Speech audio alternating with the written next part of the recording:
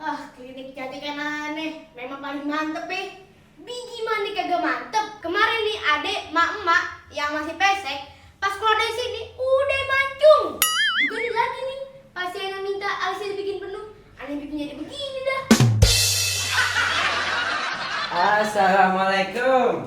Waalaikumsalam. Dokter kliniknya mana? Ini depan mata ini kagak lihat tapi. Lah, kecil amat ini. Pak Yarja, makan bakso pakai kikil. Tapi jangan lupa bagi-bagi. Memang Anda orang kecil, tapi barang tentu ilmunya tinggi. Jangan. Woi penonton. Hoi.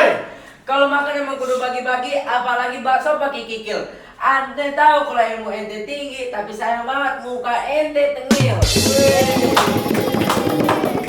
Ente kemarin mau dipantun. Tong, ini memang Tong. Ya pantas lah kalau kita adu pantun. Kalau adu jotos, ya sama Bang Rahmat.